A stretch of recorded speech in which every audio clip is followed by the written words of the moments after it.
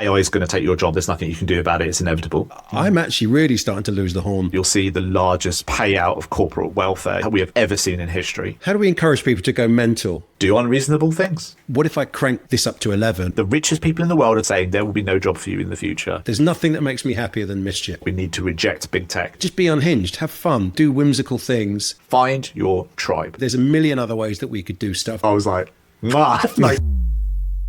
how are you doing? I'm veering towards doomer accelerationist at the moment. Let's just get it done as soon as we can.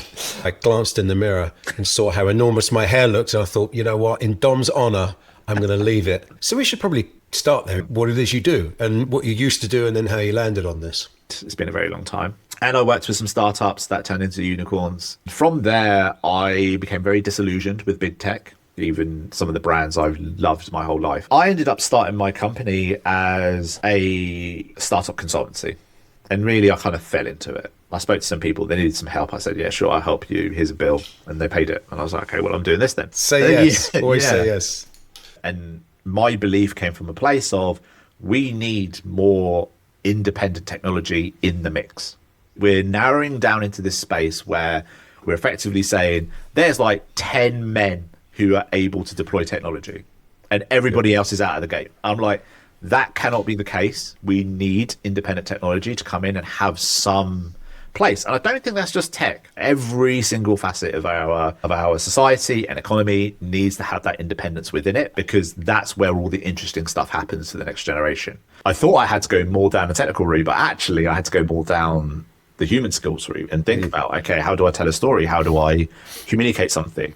Now, I've been bringing the other skills to it as well. The phrase I say multiple times a week, what have you done to build your audience this week? What have you done to shape your brand? What have you done to find your voice? You can't code your way out of every problem. At some point, you're going to have to go out and talk to people. Everyone's terrified to sell. It makes sense because there's so much identity and fear tied up in it. What do you communicate to people when you find out they're who are afraid to sell? I think that people's perception of selling is that you have to grab someone around the neck, wrestle them to the floor and pull their wallet out of their pocket. Now, if you can solve somebody's problem that is causing them loads of pain right now, they will throw money at you. If you had the cure for world hunger or cancer or whatever it might be, would you be shy about telling people? You know, you'd be up in the hilltops screaming about it. You'd be telling everybody. Some people are completely delusional, and that's a problem. Yeah. We've all watched X Factor when they get on and go, yeah, I'm the best singer ever, I'm going to win, and then can't hold a note. But it's the Dunning-Kruger thing. More often, people who are really smart and really capable, crippled by doubt and anxiety, you just got to keep going and doing it. And after a while, you just go, oh, yeah, nothing happens if I get rejected. Who cares? There's that other reframe. Every no is one more step to yes. Nobody cares anyway. Is your thing any good? Yeah.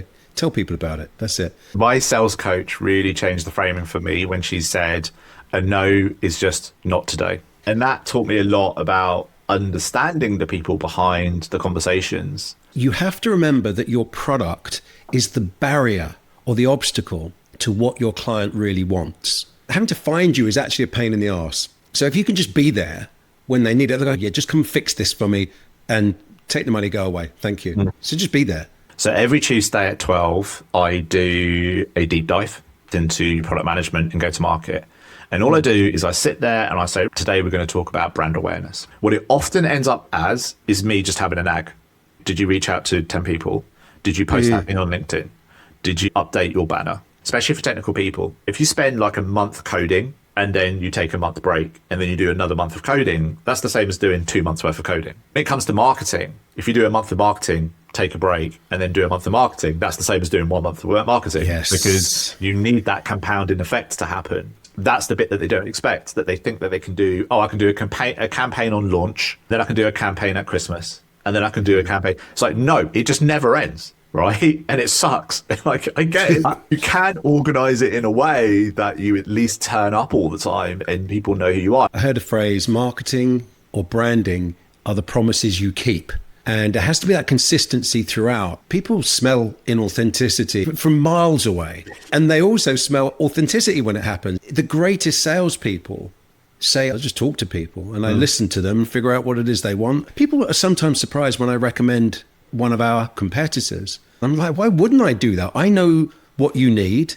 And I also know the solution to it. I wanted to pick up on something you talked earlier about the big tech domination and disillusionment with that. We see these huge companies looking to just hoover up the whole of a market. AI enormously amplifies that. And certainly seems to me that we are getting a massive anti-AI backlash, even just from sort of Terminator to it's going to nick my job to I just don't want to be reliant on another company who I know is going to be hoovering up my data and flogging it to bastards.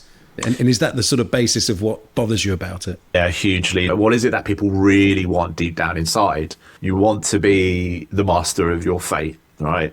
So when people come out and say AI is going to take your job, there's nothing you can do about it, it's inevitable, people are going to react to that. Because what they're effectively saying to people is, oh, you want a professional career doing the thing that you love doing and make money from it to have some form of prosperity. You don't have that choice anymore. And that talk of inevitability, I was seeing that and thinking there is no way people are going to be happy about that, because people ultimately want a level of personal agency. And so they're going to start pushing back. There is a lean towards monopoly and there is a lean towards feudalism in this whole thing. We're seeing the IPO of SpaceX happening at 1.75 trillion, which is bonkers, quite frankly. And I was like, yeah, but you're the ones going to be holding the bag, because you've probably got your money in some index funds that are going to be jumping into that, where they changed the rules for them to jump into that IPO, right? It's like, why do you think they changed those rules?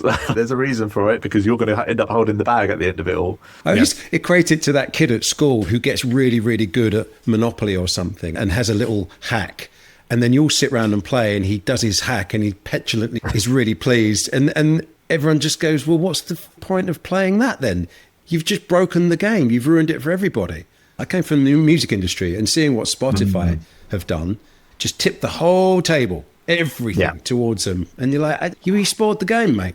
I feel the same about big government as well. I'm getting to the point where anybody who desires that level of power is inherently suspect. I love the idea of the kind of UBI thing, but then you're dependent on a government to not use that against you. And throughout the whole of human history, even when the concept begins well and with good intentions, slowly, a bastard, arsehole psychopath comes along and says, do you know what? I've got an idea. I think I could just go to the front, and who's going to stop me?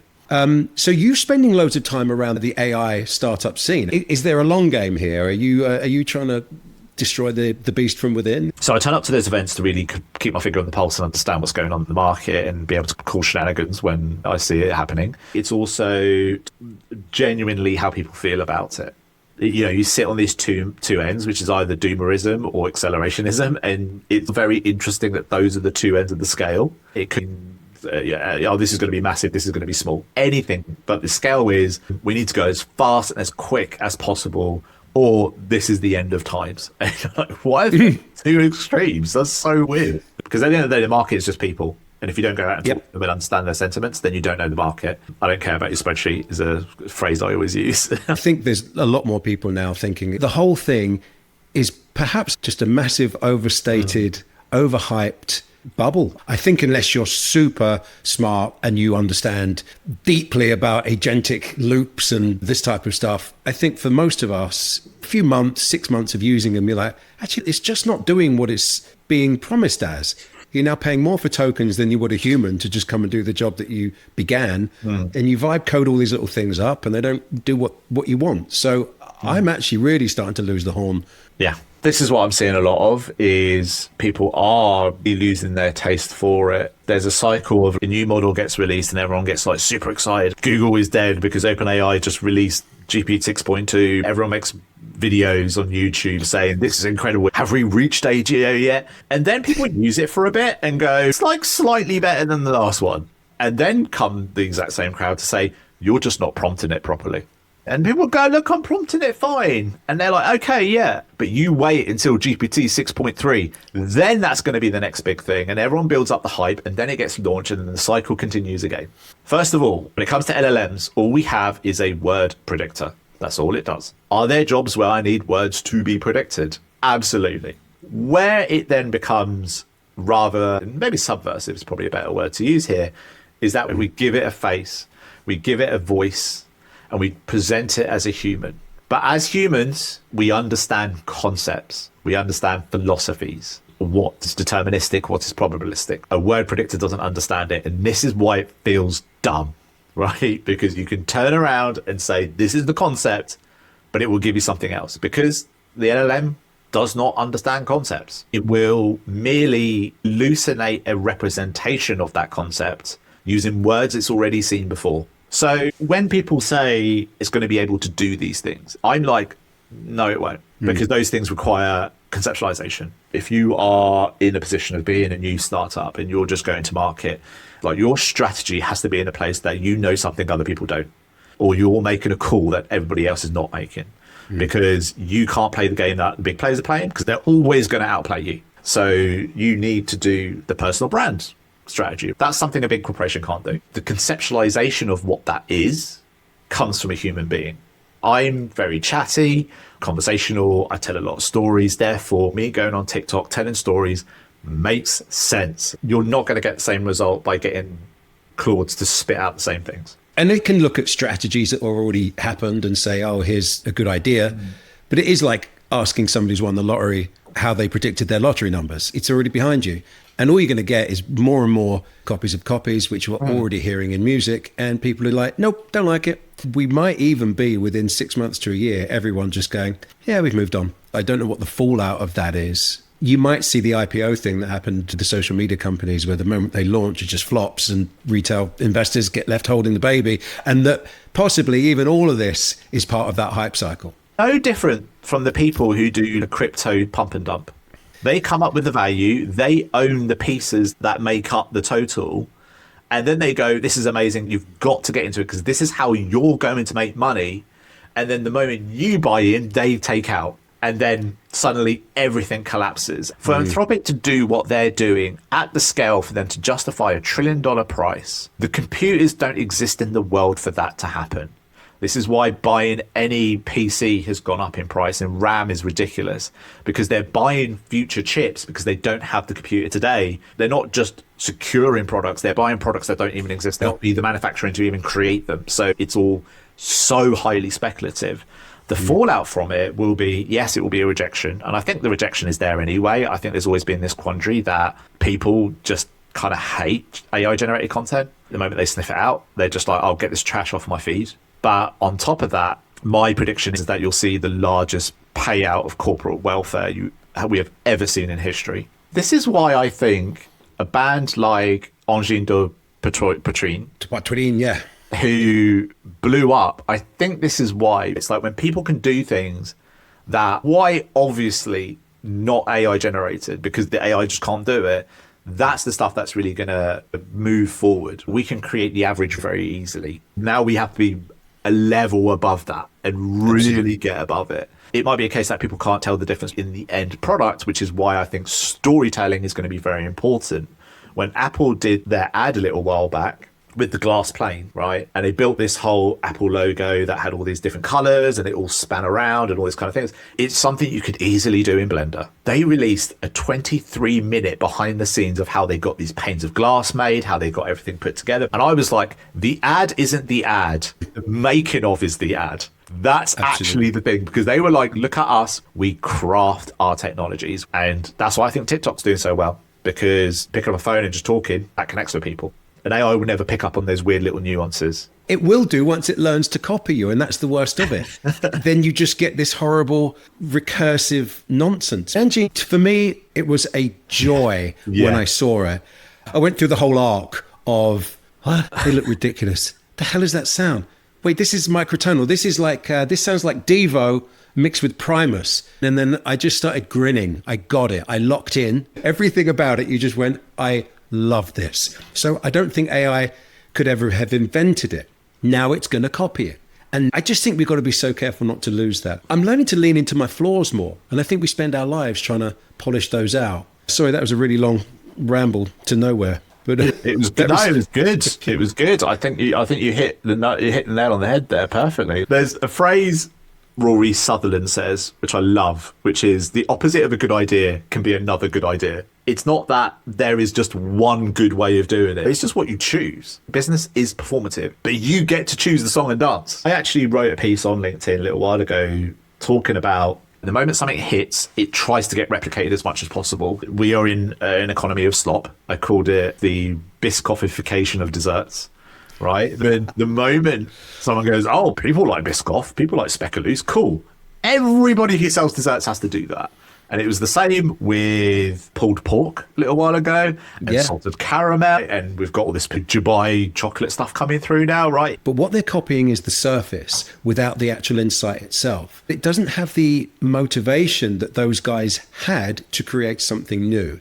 So it always feels like something's missing. But there is a snobbery that comes with when you do know the real thing and you connect with the real thing. It's not even like you just dismiss it. You actively despise it. It's like, how dare you try and steal their thing? I'm always the optimist. I think with AI and being able to replicate so easy, there is an opportunity for people to do really bonkers things. And that excites me. Sometimes you watch an 80s movie and it's like, this movie could only exist in the 80s. It's so bonkers and it doesn't make it, and I love it for being bonkers. And it doesn't explain itself. It doesn't reason with itself. It's not there to be part one of a 20-part franchise. It just exists. It's a bit bonkers. Cool. Let's go with it. Let's see what happens, right? And we might have a renaissance of that very thing, and that excites me. Because let's do some bonkers stuff. I want to see bonkers. Wow, I think I've been circling that for a really long time, actually, and not articulated it. That's fantastic. Yeah. And again, part of the reason I'm doing this, I'm just going to say the shit I want to say, and it lands or it doesn't. And I don't really care. I'm just going to try it. So how do we encourage people, Dom? What are we going to do? How do we encourage people to go mental? For me, I always send this message out of just build the thing.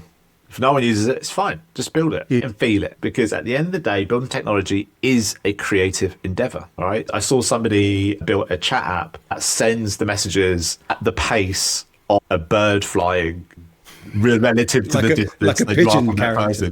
Yeah, and I was just like, that doesn't make sense. I love it. I have to download it, right? It's that stuff where I'm like, have a bit of whimsy. Have a bit of levity in it. No one cares about your AI-powered CRM. There's 10 of them. There's like 1,000 of them. Yeah. I don't care. Yeah. Do something interesting. And I think that's where I encourage people is just to like build the thing, have fun with it, share your journey, and find your tribe, right? Yeah. And that last bit is the bit I talk the most about, is find your tribe, right? You can't just build in isolation because they're the people who are going to get you over the line. Where I think we see this happening massively successfully is in the video game industry, that people will just pick up Unity or Godot or whatever game engine and they'll just build what's in their head, and it will be not a great game, but they'll build it and they'll stream themselves building it and they'll release it and people will go, this game's kind of crap, but you know what, I'm still going to pay $3.99 for it because I want to see the story completed and I'm a part of that story.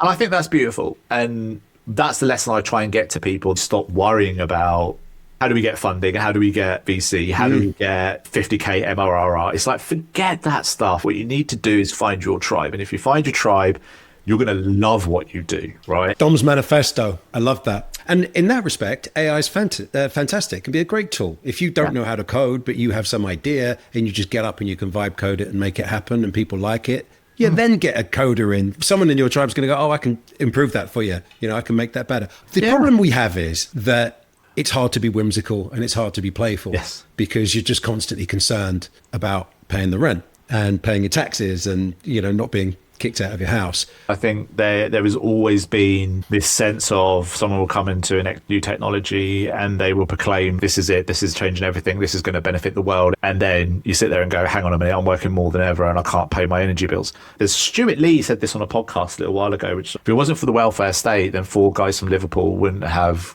gone into a room and tried to find their sound, which then turned into the Beatles. And the Beatles has done more for the British economy than any CEO has ever done. If there is a case of UBI coming in, not one that just acts as a safety net, but actually has a purpose, then you're going to find that people will start experimenting. We need those people to be doing things and have the support to do those things. But I can only see it happening in community and in cooperatives and say, well, we're going to do it in our own right. And that's what's going to really move the dial. I don't think that government has ever been shown to be a creative force. You know, they are by nature, it's a regulatory layer, and it's fine. It needs to happen. Governments needs to stay out of that lane. You know, you see all this rhetoric at the moment. Yeah, we're doing this. No, you're not. You're doing nothing. Just let builders build and stop trying to claim it as your own. I think governments would, if those people were in those spaces. It was a state that put man on the moon to have that vision. The British state and the French state came together and said, should we just make the world's fastest commercial airplane? And they were like, yeah, right.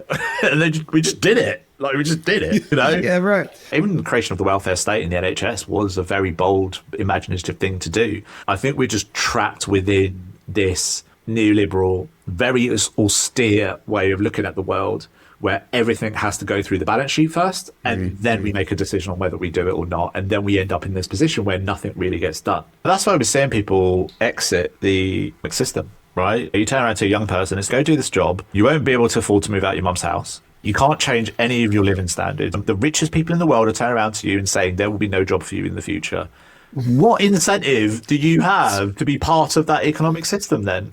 None. Yeah. It's pointless. Why are we having massive discussions? No one's going to take that deal. And I'm privileged and lucky enough that I got in the space that I got into just because I'm a mouthy bastard. But I am willing to say we need to build a space for people to build that community and build that cooperation and say, do you know what, we need to reject big tech and we need to reject these bigger companies and say, you can play your games all you want, right? You go do that, you go have fun, but don't involve me, okay? I am going to step aside from your economic system.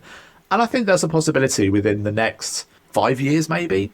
I think we're going to start to see those rumbles start to happen where people massively question the economic system. For me, none of the existing paradigms or ideas are quite it. When you're 20 and you see your life 30 years out in front of you and it's like, well, just do this job or work in this factory and just do this thing for the next 30 years. It's like, okay, well, you might as well just bring the guillotine now. I have absolutely zero interest in that. So it's almost like your whole life is just staving off the horror of that depression. What gives you hope? So being creative, finding exciting things to do, love, laughter, fun, that's the shit I like doing. And if it's not that, then I don't know what you're doing, because that's the singularly human thing that we have. Like exactly what you said, just be unhinged, have fun, go and do whimsical things. That's what we claim as ours. These guys are so good at sneaking it into your life. You go, you lot do what you want, man. We're going to go and mess around over here. We're going to go and, play in the waves. That gives me hope. That's it. I've always been silly and naughty and mischievous, There's nothing that makes me happier than mischief. Yeah. I think we're all a little bit like that deep down, really. And it's bred out of us. It's like, how many times do you sit in a line in a coffee shop and you see some little kid and he's looking around, everybody's serious, and then you wink and he just does this massive grin, and it's like, yeah, that's it. Perhaps that's a little analogy for how our whole life should be. Absolutely agree with that. That gives me hope.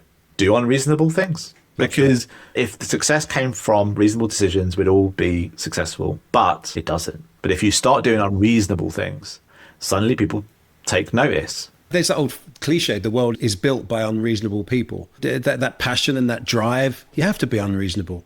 I'm 100% with you on this. Almost every great invention that they built for some purpose got picked up by somebody who went, that's shit and boring. But what if I crank this up to 11 and then run it through this compressor and that reverb and this phaser, and suddenly you're into something interesting. That's what humans do. We create, right? And we've got to have the fun of doing that. Jack White says it. He always buys cheap guitars. Forcing yourself to stretch that thing to the limits and really go outside of its normal constraints is the thing where the magic happens. Constraint breeds creativity. Yeah, it's like creativity loves a deadline and all that stuff. We see the world in a very similar way, and touching on the politics of it all as well. I just have a little beef with politics where I find it restrictive, almost small-minded. I want to think bigger than the constraints set by those people who say, here's the rules, here's what it looks like. well, no, let's try and find something completely other. This is why we're seeing people like Trump or, Farage or whoever, the more extreme people, is because what people are saying is, I just want anyone except you lot. The same old dreary, same ideas, the same concepts, the same philosophies. It's reductive, it's extractive, it's hopeless. What we want is someone who's a bit fiery and powerful, who says, let's do some shit, let's make some shit. That's all you want. It just so happens that all these people are psychopath bastards. If we had someone who was a good guy, Elon looked like a good guy at the beginning, and then he started going, okay, fuck me. Oh, that's who you are. Okay. Right, like Demis, this guy at the moment looks all right. I don't know which way that's going to go. Is he at some point going to have some reveal and he'll be like, fuck me, you as well? I just don't know. Yeah. But I want to think bigger than their stupid left, right? And people are seeing it as a failure of government. And it's like, no, it's a collapse of the liberal centre. And that's because they keep sticking to these rules where constantly saying to people, look, things are shit, but we can't do anything to actually fix the things that are shit because we're in constant fear that it will just make it more shit than it is today. If we just stick by the rules, it'll be fine. But we get down the line and it's more shit. And you're like, do something. At the end of the day, the government can raise money by three means, right?